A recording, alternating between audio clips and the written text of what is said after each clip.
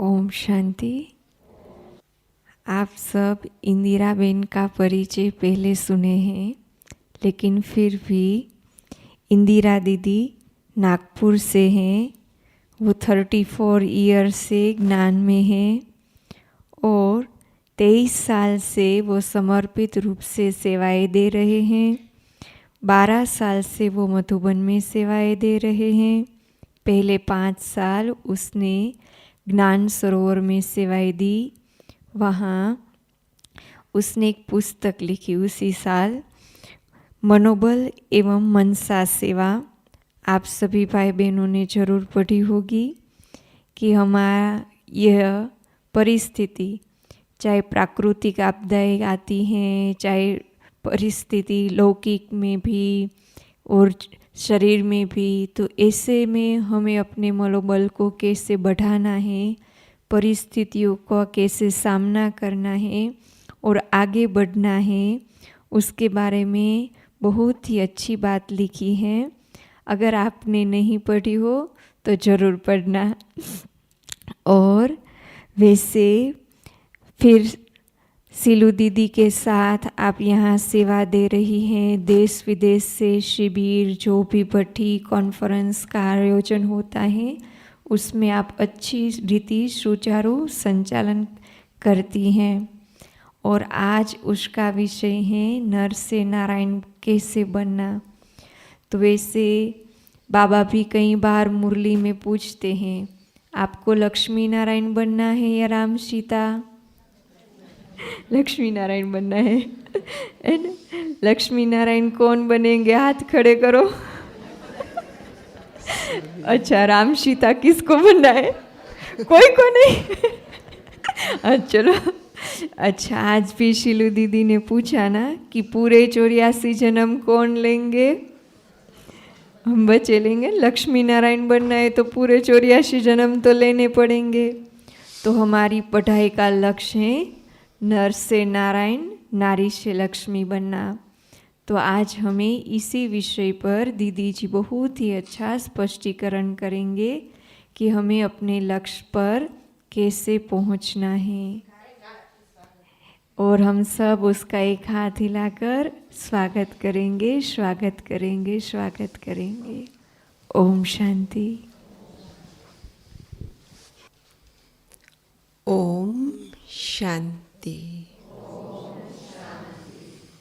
तो बाबा के मुरली की आज पहली लाइन, मीठे बच्चे बोलो आगे। सत्य सत्य बाबा तुम्हें नर से नारायण बनाने की सत्य कथा सुना रहे हैं।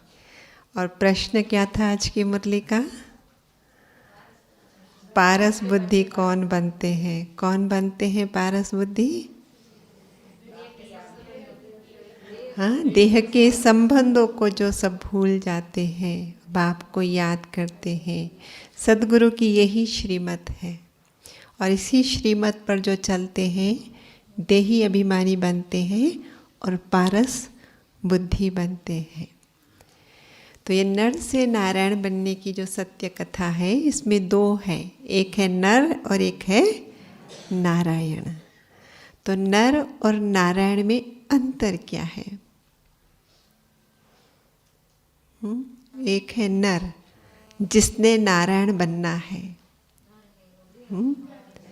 नर माना कलयुगी मनुष्य और नारायण माना सतयुगी मनुष्य। और जिस सतयुगी मनुष्य को देवता कहते हैं और कलयुगी मनुष्य को शूद्र कहते हैं। और हम कौन हैं? हम न तो सतयुग में हैं अभी और न ही कलयुग में। हम तो संगम पर आ गए। तो हम फिर कौन हैं? हम हैं ब्राह्मण। तो नर माना कलयुगी मनुष्य मतलब शूद्र और नारायण माना सतयुगी मनुष्य मतलब देवता। और हम हैं ब्राह्मण। तो जो शूद्र होता है, जो कलयुगी मनुष्य होता है, वो बॉडी कॉन्शियस में जीता है और जो देवता होता है वो सोल कॉन्शियस में जीता है, और जो ब्राह्मण होता है वो किस में जीता है? हाँ, ब्राह्मण में एक विशेषता और है कि वो बॉडी कॉन्शियस से परे है, लेकिन soul conscious plus God conscious. Satyug में गॉड कॉन्शियसनेस नहीं रहेगी हमारे पास, रहेगी क्या?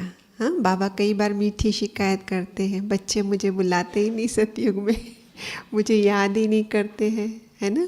क्योंकि इतना भरपूर कर देता है वो हमें, तो फिर उसकी ज़रूरत नहीं होती है। जैसे आप देखो कि सूर्य से रोशनी लेके चंद्रमा क्या होता है, धीरे धीरे धीरे उसका प्रकाश बढ़ता है और पूनम का चांद बनता है।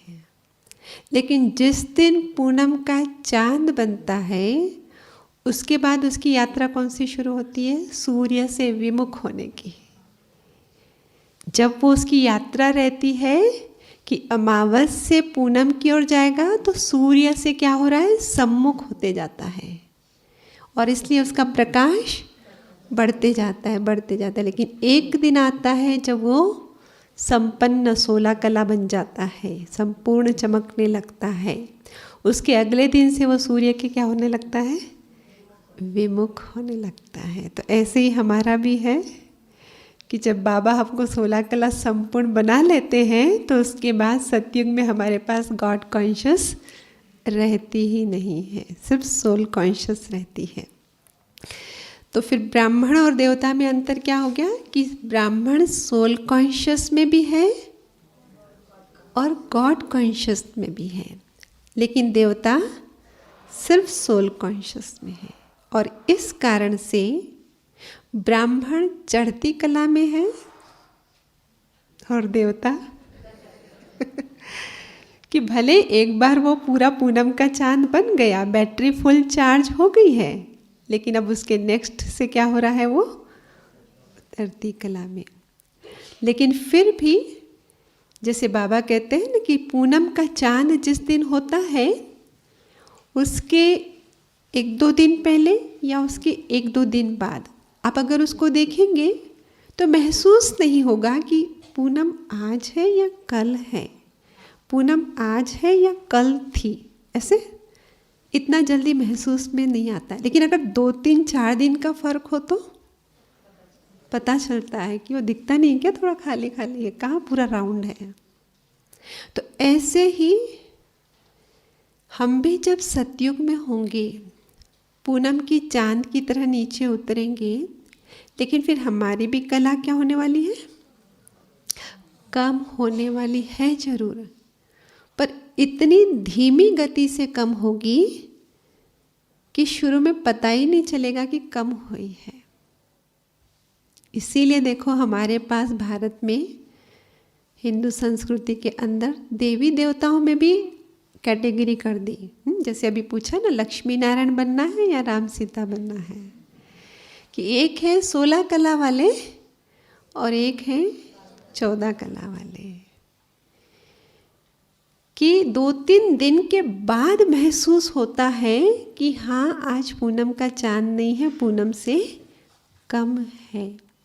तो ऐसे ही सतयुग में हम 16 कला संपन्न होंगे, लेकिन एक युग जब पूरा बीत जाएगा, सतयुग पूरा बीत जाएगा, माना 1250 वर्ष बीत जाएंगे, उसके बाद एहसास होगा कि थोड़ी कमी आई है।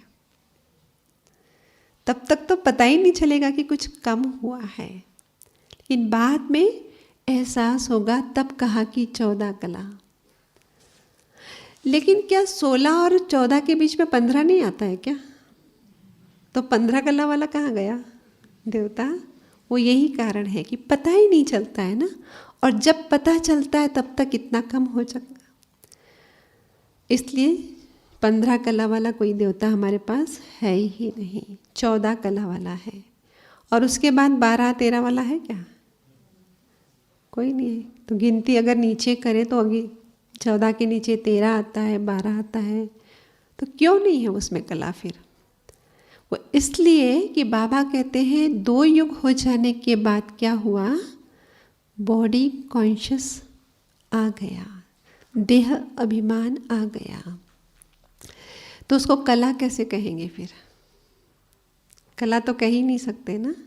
जैसे एक दिया जल रहा है, एक छोटा सा दीपक उठाया हाथ में और उसमें तेल डाला और उसके अनुसार बत्ती तैयार की रुई से और उसको तेल में डुबाया और उसको वापस राइट हाइट पे ऊंचाई पे रखा और माचिस की तीली उठाई और उसको प्रज्वलित किया, उसको जलाया। तो क्या होगा? क्या होगा? दिया प्रकाश देना आरंभ करेगा। वो दिया उस समय जो प्रकाश दे रहा है वो कितना प्रकाश है? उसकी कैपेसिटी के अनुसार वो उसका 100% प्रकाश दे रहा है।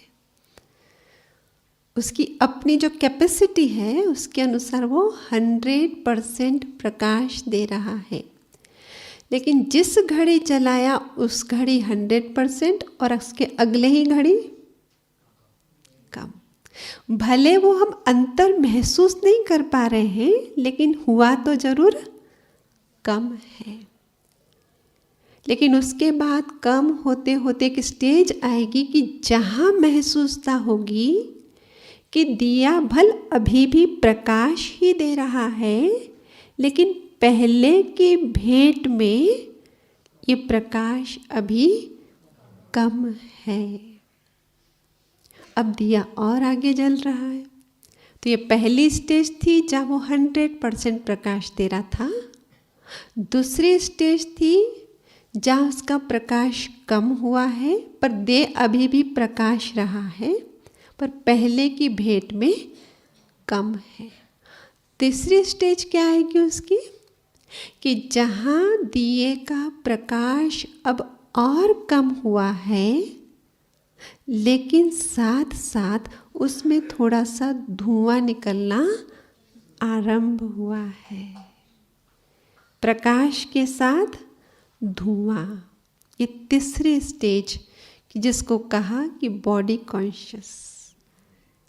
सतयुग 100% 16 कला संपन्न, फिर आए त्रेता में 14 कला संपन्न की विजिबिलिटी महसूस हुआ कि पहले से कम है पर है अभी भी प्रकाश।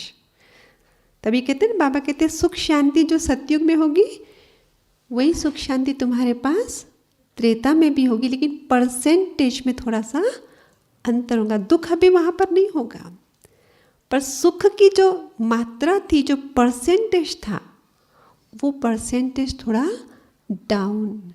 लेकिन फिर दिए की तीसरी स्टेज में क्या देखा हमने? धुआं। तो द्वापर में आए तो प्रकाश और कम हुआ लेकिन क्या हुआ? धुआं मना बॉडी कॉन्शियसनेस में हम आए।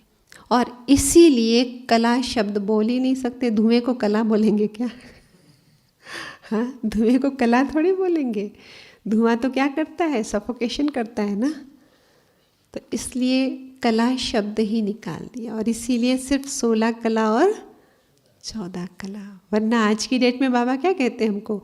तुम बच्चे 9 कला वाले बन गए थे, ऐसे ही बोल रहे हैं ना बाबा। तो फिर 9 कला तो 16 फिर 14 फिर इतने बीच में नंबर कहाँ चले गए?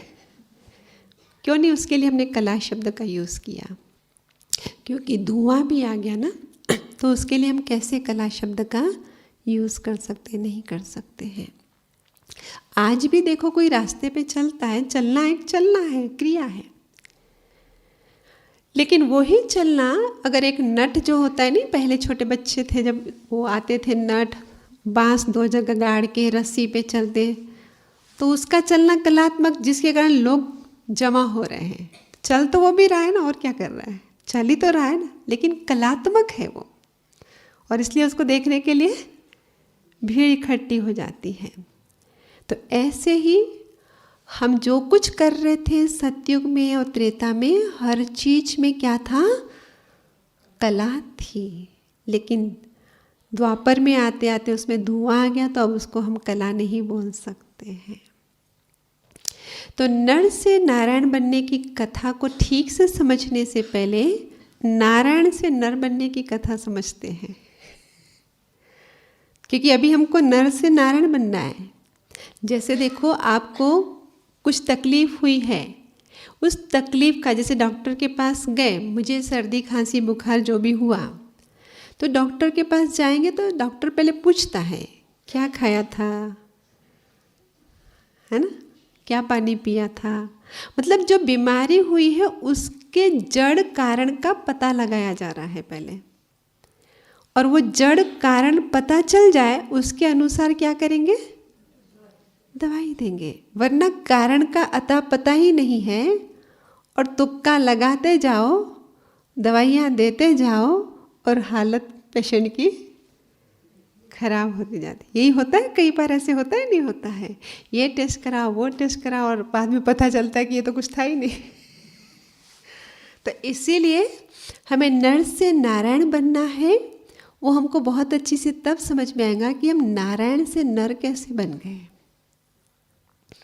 क्योंकि हमको कारण पता चल जाएगा ना कि कहाँ हमारी गड़बड़ हुई है, उसी गड़बड़ को ठीक कर दो, सब कुछ ठीक हो जाएगा। तो इसीलिए हम ऊपर से नीचे उतर रहे पहले, ठीक है ना।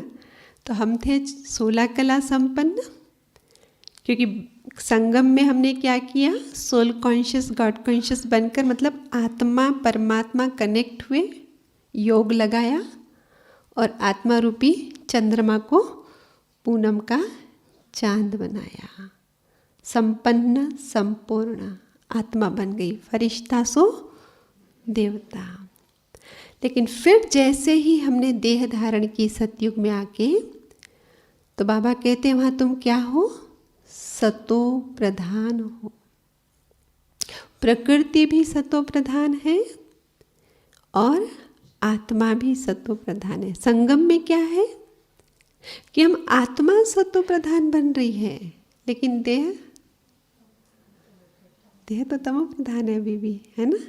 लेकिन सतयुग में क्या होगा, देह भी हमारी सतो प्रधान होंगी। और इसलिए आज की डेट में जो हमको प्रॉब्लम्स है शारीरिक, वो कुछ भी वहाँ पर नहीं होगा। क्यों? क्योंकि शरीर भी क्या होगा, देह भी क्या होगी, सतो प्रधान होगी, जिसको कहा कंचन काया होती है। नर और नारायण में अंतर और क्या है कि नर माना पांचों प्रकार के सुखों से वंचित, और नारायण माना पांचों प्रकार के सुखों से भरपूर। कौन से 5 प्रकार के सुख बोलो?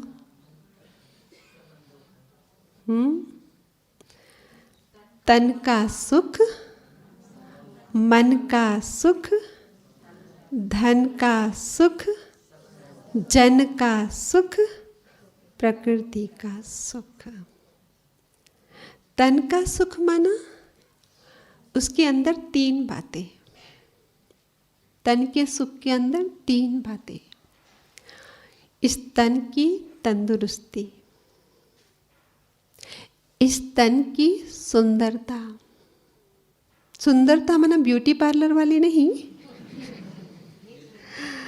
हाँ, हम अपने हिसाब से मेरे को क्या फिट होगा, क्या जचेगा, बाल बनाना, कपड़े धुले हुए ठीक से पहनना, व्यवस्थित, ये भी तो सुंदरता ही में आएगा ना। तो ब्यूटी पार्लर वाली सुंदरता नहीं बोल रहे हम।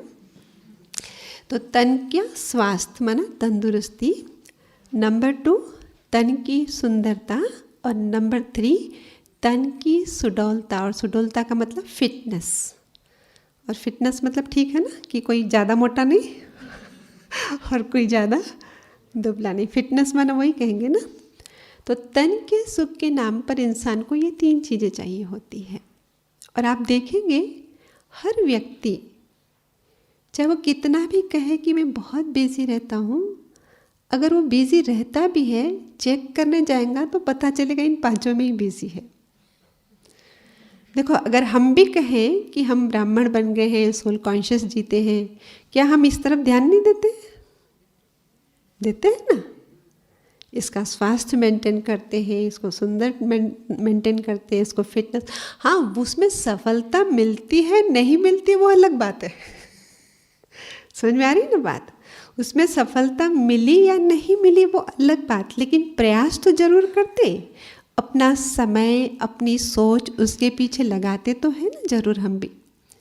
तो ये तन का सुख है, और वो भी जो समय और सोच लगा रहे अपनी अपनी समझ के आधार से लगा रहा है। हर कोई, हर एक की अपनी अपनी समझ है ना, तो हर एक अपनी अपनी समझ के आधार से इस तन के सुख को अनुभव करने के लिए लगा हुआ है। नंबर 2, मन का सुख। और मन का सुख क्या होता है?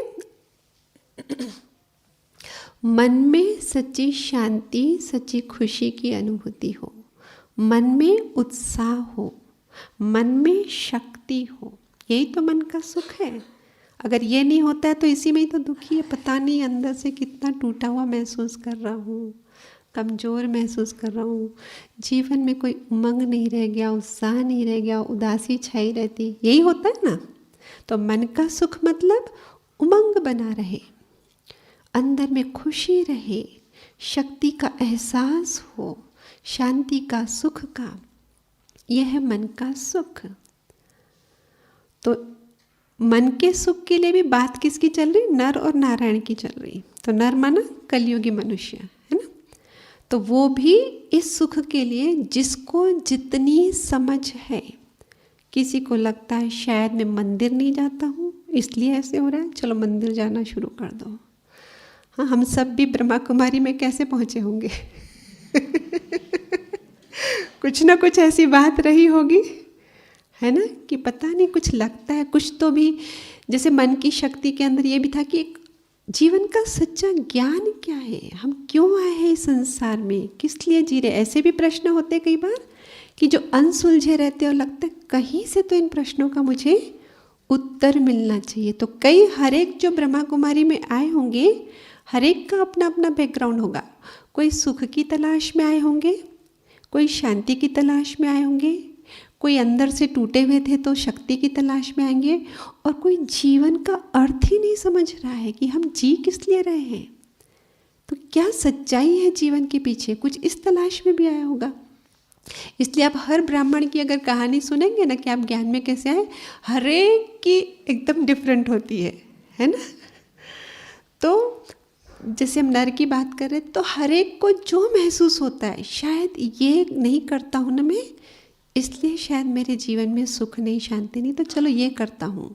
धूप दीप अगरबत्ती जलाना नहीं करता है तो वो शुरू कर देगा, मंदिर नहीं जाता हूँ तो वो कर देगा, प्रसाद नहीं चढ़ाता हूँ वो कर देगा, हाँ, दान पुण्य नहीं करता हूँ वो कर दूँगा, शायद मैंने तीर्थ नहीं किए तीर्थ कर लेता हूँ, 4 धाम नहीं किए 4 धाम कर लेता हूँ।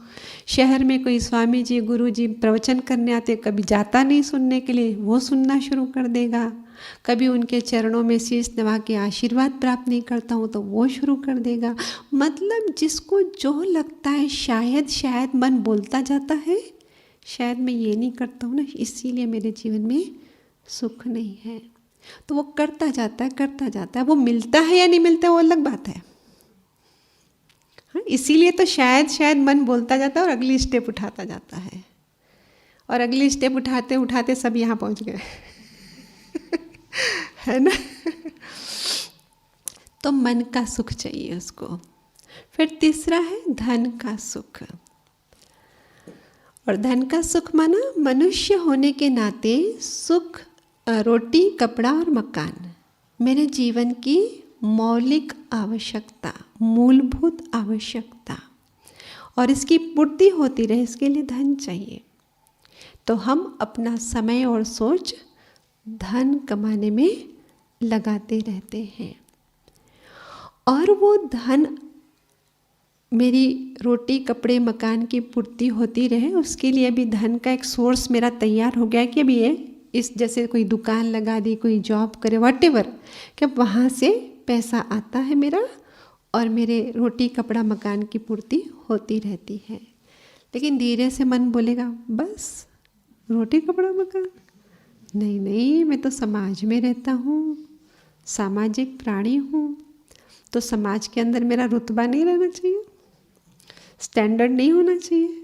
तो धीरे से अंदर से आवाज हाँ होना चाहिए ना, तो फिर वो होना चाहिए, तो फिर उसके लिए तो बहुत पैसे चाहिए। तो बहुत पैसे जमा करने के लिए हम अपने समय और सोच लगाते रहते हैं। तो धन का सुख। फिर चौथा है जन का सुख। जन माना जनता, जनता माना लोग। कुछ लोग हमारे संबंध में होंगे और कुछ लोग हमारे संपर्क में होंगे। तो जन का सुख माना संबंध का सुख और संपर्क का सुख। तो संबंध का सुख माना परिवार का सुख और संपर्क का सुख माना समाज का सुख। तो हमें संबंधों का सुख क्या होता है कि संबंधों में अच्छी अंडरस्टैंडिंग हो, तालमेल हो, प्यार हो, एक दूसरे के प्रति समर्पण हो। और इसीलिए हम लगे रहते हैं, ये सब पीछे हमको पहले अपना घर देखना है ना, ऐसे बोलते हैं ना, ये सब बाद में देखेंगे, पहले हमको अपने घर के सदस्यों के प्रति जो हमारी जिम्मेवारी है उसमें हमें समय लगाने दो। और फिर इतना ही नहीं, क्योंकि मैं 4 दीवारों के अंदर रहने वाला प्राणी थोड़ी हूँ, सामाजिक प्राणी हूँ। तो सिर्फ घर के परिवार का सुख थोड़ी चाहिए, मुझे तो समाज का भी सुख चाहिए, क्योंकि मुझे घर के 4 दीवारों से निकलकर समाज के बीच में जाना है। और जब मैं समाज के बीच में जाऊं तो समाज मुझे सलाम तो करे, आंखों से आंख तो मिला सकूं, सिर तो ऊंचा करके चल सकूं। लेकिन वो तो तब होगा जब समाज के प्रति भी जिम्मेवारी अदा करूं। और इसलिए हम लगे हुए हैं, आज इधर बरसी है वहाँ जाना है, आज उधर बारसा है वहाँ जाना है, आज इधर सगाई का कार्यक्रम है वहाँ जाना है, आज उधर शादी का कार्यक्रम है वहाँ जाना है, आज इधर रामायण पाठ है वहाँ जाना है, आज उधर गीता पाठ है वहाँ जाना है। सामाजिक सुख, समाज में रहना है ना। और 5वां सुख प्रकृति का सुख, कि हर इंसान की इच्छा होती मेरा अपना खुद का घर होना चाहिए, और वो घर ऐसी जगह पर होना चाहिए जहाँ का जलवायु मेरे हेल्थ को सूट करता हो। इतना ही नहीं, वो घर ऐसी जगह पर होना चाहिए जहाँ सूर्य की रोशनी, पानी की व्यवस्था, मतलब प्रकाश, सूर्य सब भरपूर मात्रा में हो। सिर्फ सूर्य नहीं, ये लाइट की आपूर्ति ये भी 24 घंटा होती रहे तो बहुत अच्छा हो। इतना ही नहीं, टेलीफोन की व्यवस्था, इंटरनेट की व्यवस्था नहीं। कहने का मतलब, विज्ञान ने जितने भी सुख सुविधा के साधन दिए हैं उन सब से मेरा घर भरा पूरा होना चाहिए। घर के बाहर बाग बगीचे होने चाहिए, द्वार पर गाड़ियाँ खड़ी होनी चाहिए, सेवा में नौकर चाकर हाजिर होने चाहिए।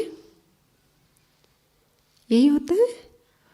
यह है नर किस में लगा हुआ है, समझ में आ गया? कलयुगी मनुष्य जिसको नर कहते हैं, इन 5 सुखों के पीछे मेहनत कर रहा है। और ये 5 सुख की कामना कोई गलत नहीं है, क्योंकि इंसान है, बुद्धिजीवी इंसान है। जितने भी संसार में प्राणी हैं उन सब में बुद्धिजीवी कौन है? मनुष्य। तो बुद्धि मिली है तो जीवन को सुखों से भरपूर तो करना ही चाहिए ना।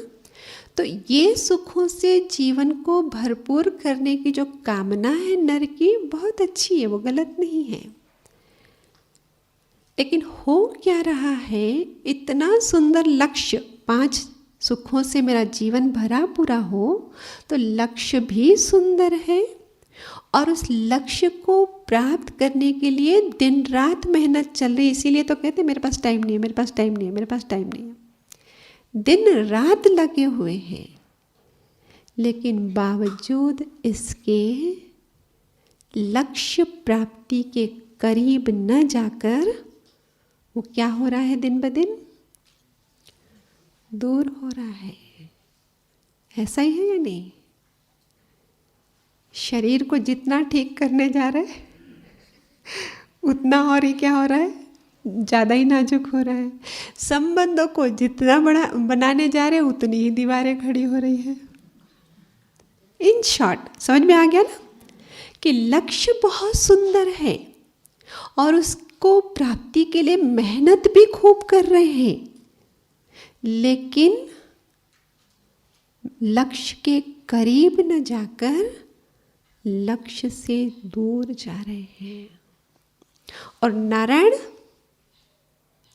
इन 5 सुखों से भरपूर जीवन जी रहा है। जो पहला सुख कहा, हाँ, लक्ष्मी नारायण की छवि को सामने लाओ अपने अपने मन के पटल पे और दोनों को देखो, देख लो उनकी तन की सुंदरता। कोई विश्व सुंदरी भी उनको पीछे कर सकती है, कर सकती है। देख लो उनका स्वास्थ्य, चेहरे पे गुलाबी बना है। क्या बताता है चेहरे पे गुलाबी बना? अच्छी सेहत। किसी का चेहरा पीला देखो, अरे भाई कुछ हो गया है डॉक्टर, क्या हुआ? मेरे को कुछ नहीं। अरे आपका चेहरा बोलता है, चेहरे से पता चलता है ना स्वास्थ्य। चेहरे में गुलाबी बना है। और सुडौलता देख लो। जाना है किसी डाइटिशियन के पास? दुबला हूँ या मोटा हूँ? नहीं ना। तो तन का सुख 100% है। और मन का सुख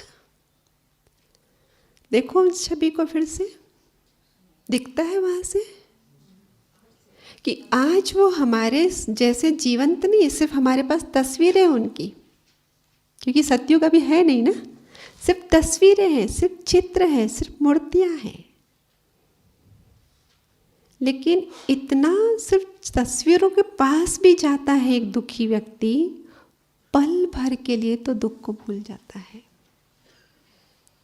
अंदर से टूटा हुआ व्यक्ति उन तस्वीरों के सामने जाता है, मूर्तियों के सामने, पल भर के लिए तो हौसले उसके बुलंद हो जाते हैं। कितना ही अशांत क्यों नहीं हो, पल भर के लिए तो मन शांत हो जाता है। तो जिनके चित्रों से ये वाइब्रेशन मिल रहे हो, वो जब सचमुच में होंगे तो क्या नहीं वाइब्रेट करते होंगे, सोचो। तो क्लियर है कि मन का सुख भी 100% है। चेहरे में क्या है? हर्षित मुक्ता। हर्षित मुक्ता क्या है? अंदर सभी जो चाहिए होता है, सुख, शांति, प्रेम, पवित्रता, आनंद, वो सबका रिफ्लेक्शन ही तो हर्षित मुक्ता है। तो हर्षित मुक्ता झलक रही। कहते हैं ना, face is the index of mind. अंदर में दुख है और कभी हम छुपाने के लिए कोशिश करें, सामने वाला समझ जाता है। अंदर में बहुत खुशी है लेकिन सामने वाले के पास थोड़ी नौटंकी करना है तो हम थोड़ा दिखाते तो भी पता चल जाता है। होता है ना, दुनिया में यही चल रहा है। मतलब उसका चेहरा पता चल जाता है, चेहरे से पता चल रहा है कि वो नौटंकी कर रहा है ताकि मुझे उससे कुछ मिले, है ना। तो face is the index of mind. तो लक्ष्मी नारायण के सिर्फ चित्रों को देखो, मूर्तियों को देखो, उनकी हर्षित मुक्ता से व्यक्ति दुख भूल जाता है, अपना टूटा हुआ हृदय, उसमें हौसले आ जाते हैं। तो सचमुच जब जीवंत रहे होंगे तो 100% मन का सुख। अभी भी ये तस्वीरें जो कलयुगी मनुष्यों ने बनाई है उसमें इतनी सुंदरता दिख रही, जो शायद दादी गुलजार का शेयर कर रही थी ना शीलो दीदी, कि देखा तो कृष्ण ही था पर अभी वाले कृष्ण से उसकी सुंदरता टू मच ज़्यादा थी कि उसको डिफरेंस महसूस हो रहा था। तो सोचो आज कलयुगी मनुष्यों ने जो चित्र बनाया वो भी इतने सुंदर लग रहे हैं, तो सचमुच में जब होंगे वो तो कितने सुंदर रहे होंगे, कितने हेल्दी रहे होंगे, कितनी फिटनेस रही होगी उनमें। और फिर तीसरा है धन का सुख। तो धन का सुख भी देख लो ध्यान से। क्या तो आभूषण है, क्या तो वस्त्र पहने हैं, क्या तो रत्न जड़ित ताज पहना है। ये बिना धन के तो नहीं हो सकता है ना। तो धन भी अपार है, क्लियर पता चलता है। चौथा जन का सुख, कि जहाँ बताया संबंध भी और संपर्क भी, जिसको कहा परिवार भी और समाज भी। परिवार का सुख किसको कहते हैं? कैसे पता चलता है? इस तस्वीर को देख के हमेशा युगल झांकी के रूप में दिखाया है, अलग नहीं दिखाया है। और अलग दिखाया तो फिर 4 हाथ वाला दिखाया है, अर्थात ये बताया कि दोनों आत्माएं साथ साथ हैं। और दोनों आत्माएं साथ साथ दिखाया मतलब दिल मिले हो तब साथ साथ होते हैं। अगर दिल मिले नहीं हो तो साथ होते नहीं हो सकते हैं। ये दिखा रहा है कि दिल आपस में मिले हैं, आपस में अच्छी अंडरस्टैंडिंग है, एक दूसरे के प्रति डेडिकेशन है, समर्पण भाव है, सहयोग की भावना है। और अगर घर के मुखिया के अंदर ये लक्षण होंगे तो उस घर में जन्म लेने वाले बच्चे के अंदर कौन से गुण होंगे? वही होंगे।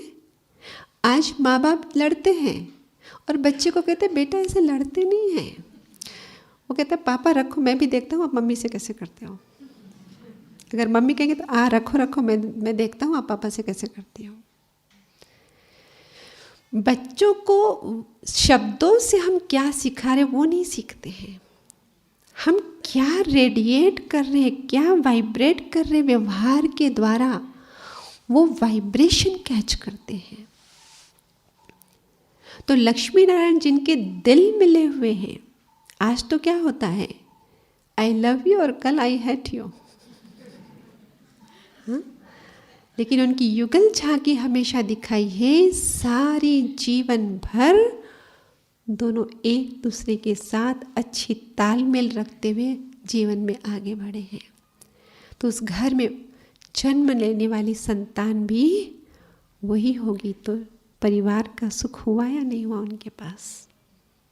हुआ ना परिवार का सुख। फिर बात आती है समाज के सुख की। आज वो है नहीं, सिर्फ चित्र हैं, लेकिन उन चित्रों को, उन मूर्तियों को आलीशान मंदिरों में स्थान मिल रहा है। और क्या तो सौगातें भेंटें चढ़ाई जा रही है, और क्या तो यूँ दंडवत प्रणाम किया जा रहा है। आज हमारे दिल में किसी के प्रति रिगार्ड नहीं, प्यार नहीं, सम्मान नहीं, उसको हम इतनी आलीशान जगह देंगे बैठने के लिए? उसको इतनी जाके भेंटें देंगे, इतना ऐसे झुक के प्रणाम करेंगे? ये तो तब होता है जब किसी के लिए हृदय में प्यार है, सम्मान है। तो जिनकी मूर्तियों को इतना सब मिल रहा है, तो जब वो सचमुच में रहे होंगे, समाज ने कितना रिगार्ड दिया होगा, कितना रिस्पेक्ट दिया होगा, कि जिसको कहा कि लक्ष्मी नारायण विश्व राजा और विश्व रानी, कि जहाँ पर सारी प्रजा उसको माता पिता के रूप में स्वीकार कर रही है। तो समाज के सुख से भरपूर हुए या नहीं हुए? और 5वां सुख प्रकृति का सुख, कि मेरा घर ऐसी जगह पे हो, एक तो अपना हो, फिर ऐसी जगह पर हो जहाँ की जलवायु मुझे सूट करती हो। कहाँ के रहने वाले? वैकुंठ के, स्वर्ग के, जहाँ प्रकृति, बाबा ने क्या कहा है, प्रकृति दासी है, सतो प्रधान है। एक एक के क्या महिमा है स्वर्ग की, एक एक के बड़े बड़े महल, हीरों से रत्नों से जड़े हुए सोने के महल, चांदियों के महल, और हीरे रत्नों से जड़े हुए और बड़े बड़े, और एक महल के बाद दूसरा महल तो बहुत दूर। तो घर के अंदर सूर्य प्रकाश अच्छा आएगा कि नहीं आएगा?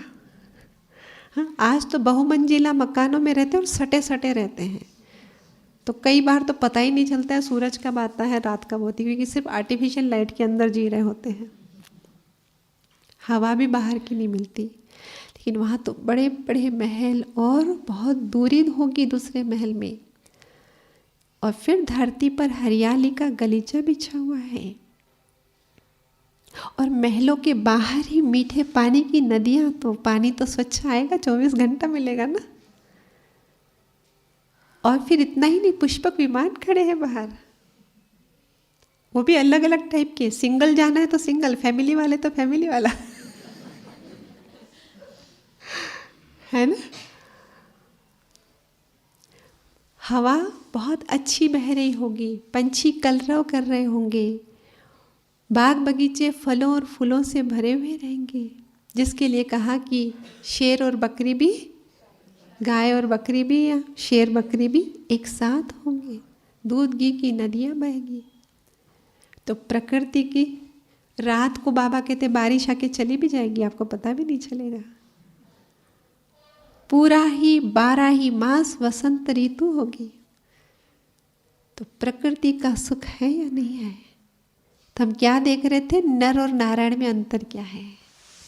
तो नर वो है जो इन्हीं 5 सुखों के लिए सारी जिंदगी मेहनत कर रहा है, और नारायण वो है जो ये 5 सुख उसको जिंदगी की शुरुआत से मिले हुए हैं।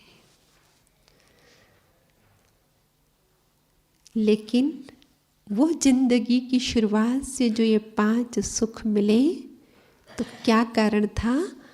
आत्मा चंद्रमा की भांति 16 कला संपूर्ण चमक रही थी, पवित्र थी। लेकिन जैसे ही नीचे उतरते गए, पहले तो परमधाम से आए, तो सतयुग में जो पहला शरीर लिया, आत्मा अपनी सतो प्रधान स्टेज में, चाहे हम कोई भी पोस्ट में होंगे वहाँ पे।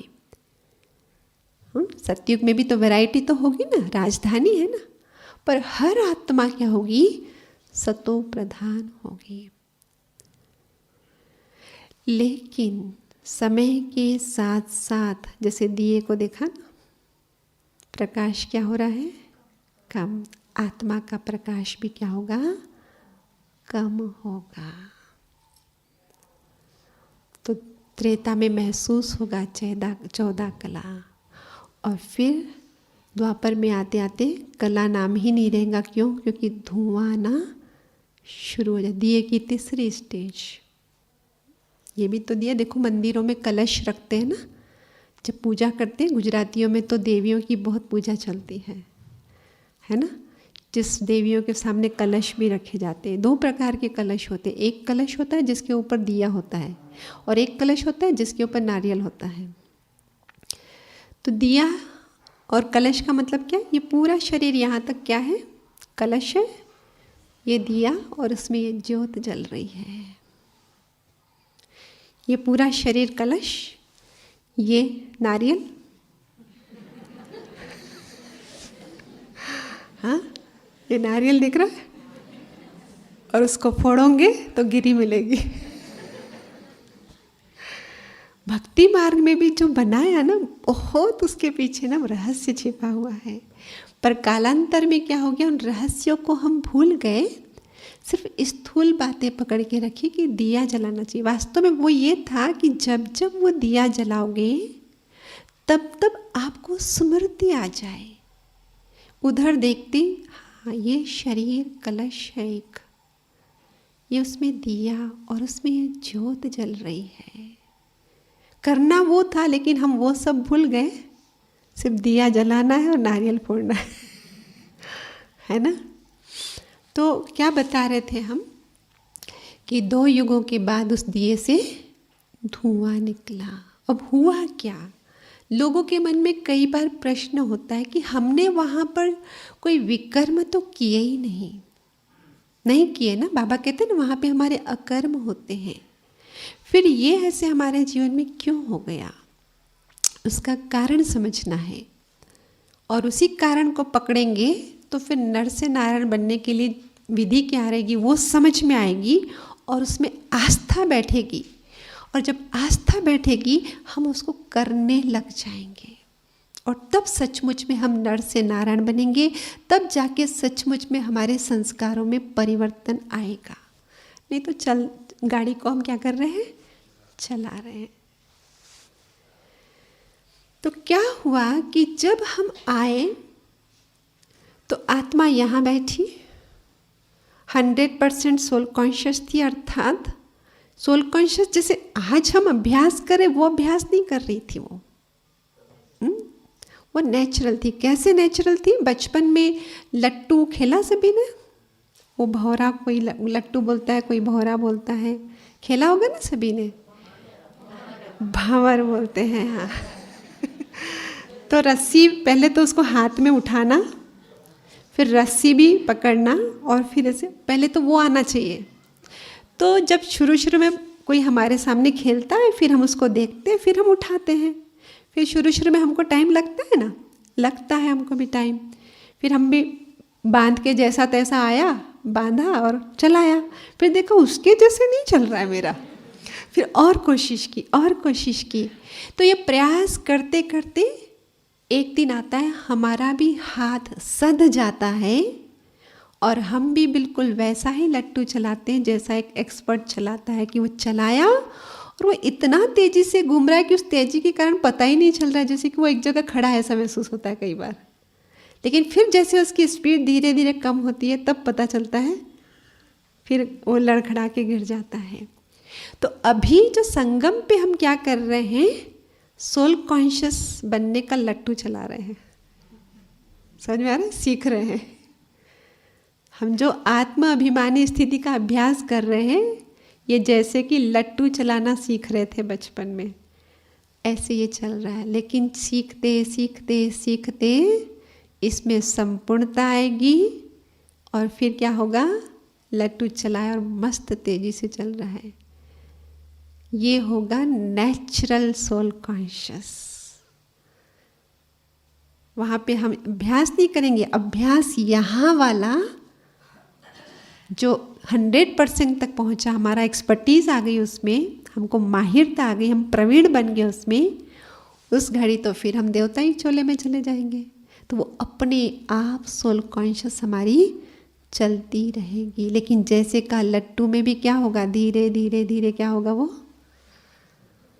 उसकी स्पीड कम होगी ना। तो ऐसे धीरे धीरे हमारा भी क्या होगा, कम होगा। तो वो सोल कॉन्शियस जो सतयुग में हमारी 100% होगी, वो द्वापर के बिगिनिंग या त्रेता के एंड में आके 0 पे चली जाएंगी। लेकिन अब कहा कि बॉडी कॉन्शियस का धुआं आया, ये कैसे आ गया?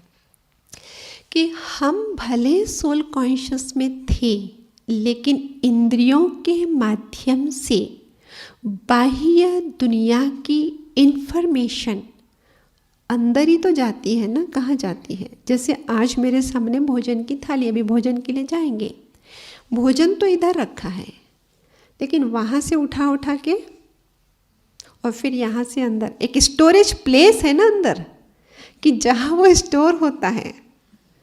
समझ में आ रहा है? कि जिसको हम आमाशय कहते हैं, कि जहाँ पर वो जाके एकत्रित होगा और फिर वहाँ पे और उसके ऊपर प्रोसेस चलेगी, और उसके ऊपर प्रोसेस होने के बाद जो उसमें से रस आदि निकलेगा और वो जाके पूरे शरीर को सप्लाई होगा। ऐसे ही होता है ना। ऐसे ही सिर्फ यहाँ से नहीं, यहाँ से भी तो ग्रहण हो रहा है, यहाँ से भी तो ग्रहण हो रहा है, यहाँ से भी तो ग्रहण हो रहा है, यहाँ से भी तो ग्रहण हो रहा है ना। त्वचा से स्पर्श अंदर खींच रहे हैं, यहाँ से आवाज़ अंदर ले रहे हैं, यहाँ से दृश्य अंदर ले रहे हैं, यहाँ से खुशबू कहो जो भी वो ले रहे हैं, सब अंदर जा रहा है ना। ये भी तो कहीं स्टोरेज प्लेस होगा ना, कि जहाँ जाता होगा, जाता होगा या नहीं जाता होगा। भले वो सूक्ष्म चीज़ें होने के कारण हम समझ नहीं पाते, पर होगा तो सही ना। वो कौन सा स्टोरेज प्लेस है, उसको समझ लेते हैं हम। मन और चित्त, 2 शब्द सुने हैं आपने? मन और चित्त में अंतर क्या है, बता सकता है कोई?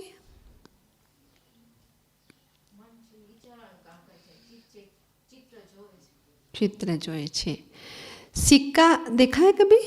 और कभी खेल खेल में खेला होगा, चित मेरी पट मेरी, उछाला होगा ना कभी। तो क्या बोलते हैं, चित और पट बोलते हैं ना। तो वो चित और पट एक ही सिक्के के 2 पहलू होते हैं। सिक्का एक ही है, लेकिन इस साइड एक साइड चित और एक साइड पट। चित किस साइड को बोलते हैं? जिस साइड में फेस अंकित रहता है, मतलब चित्र। जो बहन जी ने कहा चित्र माना जहाँ पे, चित्त माना जहाँ चित्र रहता है, और मन माना पट। पट वैसे भी किसको बोलते हैं? स्क्रीन को बोलते हैं, नहीं श्याम पट। स्कूल में जो लिखते हैं उसको श्याम पट बोलते हैं ना। पट माना स्क्रीन। तो मन है स्क्रीन और चित्त है चित्र माना जहाँ हर चीज हम जो आँखों के द्वारा, कानों के द्वारा, नाक के द्वारा, त्वचा के द्वारा सब तो इन्फॉर्मेशन ले रहे हैं ना हम, ये सब कहाँ जा रहा है? चित्त में जा रहा है। जैसे कंप्यूटर के अंदर मुझे कुछ भी डालना है तो पहले कीबोर्ड की मदद से टाइपिंग करते स्क्रीन पे आता है, और अगर सेव बटन दबाया, एंटर बटन दबाया, उसके बाद कहाँ जाता है? हार्ड डिस्क में चला जाएगा ना अंदर। अगर सेव नहीं दबाया तो वो हार्ड डिस्क में जाता है? नहीं जाता है। इसलिए बाबा कई बार कहते हैं ना, देखते हुए भी नहीं देखो, सुनते हुए भी नहीं सुनो। तो फिर हम कहते हैं ये कैसे होता है? देखते हुए भी नहीं देखो और सुनते हुए भी नहीं सुनो। देख तो लिया, अभी कैसे नहीं देखूं? सुन तो लिया, अभी कैसे नहीं सुनूं? अभी स्क्रीन पे है वो, सेव बटन मत दबाओ। समझ में आया? सेव का बटन मत दबाओ, अंदर हार्ड डिस्क में नहीं रखो। तो जब हार्ड डिस्क में रखा ही नहीं तो रिट्रीव, वो फाइल को फिर खोल भी नहीं सकते। तो कहने का तात्पर्य, इंद्रियों के माध्यम से जो भी इंफॉर्मेशन हो रही थी वो अंदर चित्त में जमा होती जा रही थी। और वो चित्त क्या चीज़ है, थोड़ा उसको भी समझ ले। और एक तो स्टोरेज प्लेस तो है ही, और क्या है कि आत्मा जो है, आज बाबा क्या कहते हैं कि मैं पतितों को पावन बनाने आऊँ, यही कहता है। और फिर बाबा को अगर बच्चे आते हैं दुखी हैं, अशांत हैं, हम भी कोर्स वाले आते हैं तो क्या कहते हैं? नहीं भाई साहब, आप हो ही शांत स्वरूप, यही ज्ञान देते ना। क्योंकि बाबा ने हमको बोला, बच्चे तुम तो हो ही शांत स्वरूप, बच्चे तुम तो हो ही प्रेम स्वरूप, तुम तो हो ही पवित्र स्वरूप, तो फिर पतित पावन क्या करने आया है? जब मैं हूँ ही शांत, मैं हूँ ही पवित्र, और फिर बाबा बोलते मैं आया हूँ पतितों को पावन करने, तो थोड़ा इसको समझना पड़ेगा। बल्ब देखा है? बल्ब में एक अंदर में एक फिलामेंट होता है और उसके चारों तरफ कांच होता है ना कांच, और वो पारदर्शी होता है। तो जब बल्ब जलता है तो कांच जलता है या वो फिलामेंट जलता है? फिलामेंट जलता है, उसका प्रकाश फैलता है, और चूंकि कांच ट्रांसपेरेंट है, पारदर्शी है, तो उस कांच से निकलकर बाहर आता है और फिर हम उस प्रकाश का अनुभव करते हैं। ठीक ऐसे ही आत्मा जो पॉइंट ऑफ लाइट है, ज्योति बिंदु है, प्रकाश तो वो ही दे रही है, लेकिन बल्ब की तरफ, उसके चारों तरफ ये चित्त जो है उसको सराउंड किए हुए है, और वो चित्त एकदम पारदर्शी। और इसलिए आत्मा की ज्योति, आत्मा सिर्फ ज्योत नहीं, शांत स्वरूप, प्रेम स्वरूप, तो वो वाइब्रेशन भी उस चित्त रूपी कांच से बाहर आ रहे हैं। लेकिन इंद्रियों के माध्यम से जो इन्फॉर्मेशन हम कलेक्ट करते रहे वो भी तो चित्त के ऊपर ही जमा हुए, और इसलिए चित्त की ट्रांसपेरेंसी, जैसे जैसे काल चक्र में हम आगे बढ़ते जाते हैं, चित्त की ट्रांसपेरेंसी कम कम कम होती जाती है। जो दिए का उदाहरण दिया कि फिर तो धुआं भी निकलता है, और चौथी स्टेज में तो दिया क्या होता है, नाम मात्र के लिए प्रकाश, सारा धुआं ही धुआं। तो चित्त के ऊपर इतनी परतें चढ़ जाती है कि अंदर तो आत्मा पवित्र स्वरूप, प्रेम स्वरूप, शांत स्वरूप अब भी है, लेकिन जिसको उस चित्त से जहाँ से गुजर के बाहर आना है वो चित्त मैला पड़ा है। और मैला कब से आरंभ हुआ? उसकी पहले तो ट्रांसपेरेंसी कम हुई। सतयुग और त्रेता में सिर्फ और सिर्फ ट्रांसपेरेंसी खत्म, धीरे धीरे कम हुई। लेकिन द्वापर से तो ट्रांसपेरेंसी भी कम हो रही है और मैलापन भी बॉडी कॉन्शियसनेस का चढ़ते जा रहा है। और इसलिए जब तक उस चित्त के ऊपर चढ़ी हुई परतों को हम साफ नहीं करेंगे, आत्मा का ज्योति स्वरूप, आत्मा जो है ही प्रेम स्वरूप, आत्मा जो है ही शांत स्वरूप, उसकी अनुभूति नहीं हो सकती है। और इसीलिए तब तक हम नारायण नहीं बन सकते जब तक न सिर्फ हम मन से अपने को समझे कि मैं आत्मा शांत स्वरूप हूँ, लेकिन वाचा में भी वो होना चाहिए और कर्मणा में भी वो होना चाहिए। क्योंकि चित्त में जो अंदर मैल की परतें गई है, वाचा कर्मणा के द्वारा भी तो गई है ना। क्योंकि कर्म हम क्या कहते हैं, मन सोचता है, बुद्धि निर्णय देती है, उसके अनुसार फिर जो निर्णय हुआ हम कर्म करते हैं और हर कर्म की छाप संस्कार के रूप में आत्मा पर पड़ती, यही कहते हैं ना हम। तो मन से जो सोच रहे हैं, बुद्धि से जो निर्णय कर रहे हैं, कर्मेंद्रियों से जो कर्म कर रहे हैं, ये सब कर्म की लिस्ट में आया ना। और इसकी छाप उस चित्त पर पड़ते जा रही है। तो सिर्फ मैं सोचूं कि मैं इतना ही करूं कि अंदर में सिर्फ ये अभ्यास करूं, मैं आत्मा शांत स्वरूप हूँ, मैं शांति के सागर पिता की संतान हूँ, उस लेवल पे थोड़ी बहुत उस समय अनुभूति होगी। बाद में तो हमें कर्मणा में आना है ना, वाचा में आना है ना। तो वो अगर वाचा में भी अटेंशन रहे, तभी तो हम कहते हैं ओम शांति, कि मैं आत्मा शांत स्वरूप हूँ। लेकिन शांति अनुभव क्यों नहीं हो रही? तो कहा अ उ म, आचरण, उच्चारण और मन का विचार, कि वो हमारे आचरण में भी हो, हमारे मन के विचार में भी हो, और उच्चारण माना हमारे वाणी में भी हो। ओम शांति। हाँ, अंदर से तो बोलते, अभ्यास करती हूँ मैं आत्मा ओम शांति, और वाणी में क्या लाया? ये शांति था? शांति तो नहीं है ना। फिर कैसे अनुभव होगी शांति जीवन में? हाँ, नहीं हो सकता है ना। तीनों लेवल पर हो। और इसीलिए आपने जैसे देखा होगा एक क्लासेस, कल भी कितनी सुंदर क्लास, कि हमें सहयोग की संस्कृति, शुक्रिया की संस्कृति, सॉरी की संस्कृति सिर्फ मन तक नहीं, प्रैक्टिकल व्यवहार में उसको उतारना होगा। तब जाके ये चित्त के ऊपर जो परतें चढ़ी है वो उतरेगी, और उतरते ही, ट्रांसपेरेंट बनते ही, अंदर तो आत्मा प्रकाशित है और उसका प्रकाश हम भी अनुभव करेंगे। हम उस फ्रिक्वेंसी पे होंगे तो परमात्मा से हमारी फ्रिक्वेंसी मैच खाएगी और हमारा योग लगा ही रहेगा।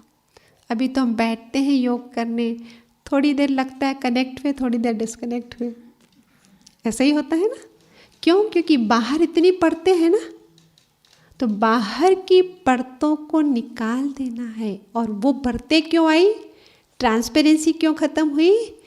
बॉडी में हम आए आत्मा, और इसीलिए बाबा की पहली शिक्षा, बच्चे देही अभिमानी बनो। जब देही अभिमानी बनेंगे तो ही पारस बुद्धि बनेंगे, पारस बुद्धि बनेंगे तो ही नर से नारायण बनेंगे। तो पारस बुद्धि बनना है, ज्ञान को सिर्फ सुन के नहीं, जीवन में उतार के, तब जाके हम सचमुच नर से नारायण, नर ऐसी करनी करें जो श्री नारायण बन जाए, और नारी ऐसी करनी करें जो श्री लक्ष्मी बन जाए। तो ये करनी जो है तीनों लेवल पे है। ये मनसा लेवल पर भी, वाचा लेवल पर भी और कर्मणा लेवल पर भी, तब जाके सचमुच हम अपने लक्ष्य को प्राप्त करेंगे, हमारे संस्कारों में परिवर्तन आएंगे। तो 21 जन्मों से जो एक जन्म यहाँ का है, यहाँ पर भी दैवी संस्कृति की झलक आपस में एक दूसरे को मिलती रहेगी। जो लोग कहेंगे ये तो सचमुच मनुष्य के रूप में कोई देवता दिखता है ना, तो तब हमारा सार्थक हो जाएगा ब्राह्मण बनना। ब्राह्मण सो फरिश्ता सो देवता। ओम शांति।